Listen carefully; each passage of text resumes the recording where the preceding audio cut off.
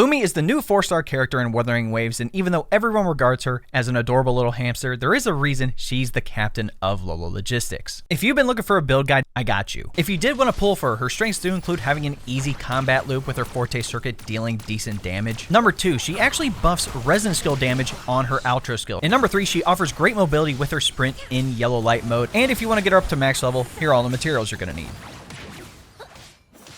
For what skills prioritize upgrading first on Lumi, I would highly recommend your Forte circuit, then Resonance Liberation, Resonance skill, normal attack, and then lastly, intro skill. And here are all the materials you're going to need to upgrade these skills. For Lumi's weapon, she actually uses the broad blade, which I find quite hilarious considering her small stature. But your best option by far is going to be the standard 5-star sword, the Illustrious Razor. Another 5-star option would be Jinchi's signature weapon, Ages of Harvest. If you don't have any 5-star broad blades, don't worry, there are a couple of 4-star ones you can use. For Lumi's best echo sets, you actually have 2 options whether you want to go sub DPS or main DPS. I'm personally using her as a sub DPS, so I'm going with 5-piece Moonlit Clouds for the energy regen bump, and whenever I cast my outro skill, it's going to increase the attack of the next resonator. For your Echo main stats, I would go with the Heron at your 4 cost with either crit rate or crit damage. For your 3 costs, electro damage percentage or energy regen is good. I would probably go one of each. And then for your 2, 1 cost, I would go with attack percentage. If you want to use Lumi as a main DPS, I would recommend 5-piece Void Thunder for the electro damage bump. And whenever you use the heavy attack or resonance skill,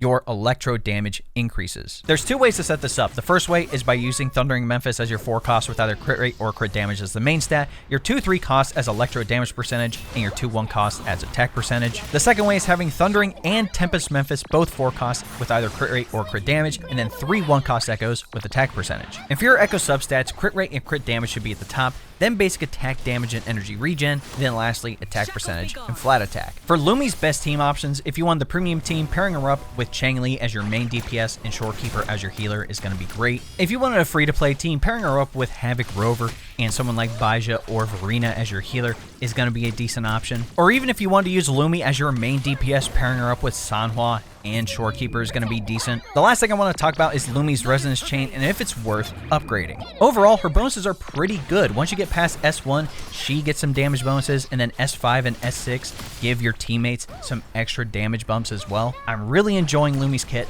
As you saw, I'm at S5, so I'm hoping to get S6 before 2.0, and then I'm going to be pulling for Carlotta. The last thing I want to say is that I'm really excited for the 2.0 update. Obviously, we're getting a lot of stuff, so if you missed out on the live stream, I actually recapped everything in a 3-minute video, so if you want to check that out, I would highly appreciate it.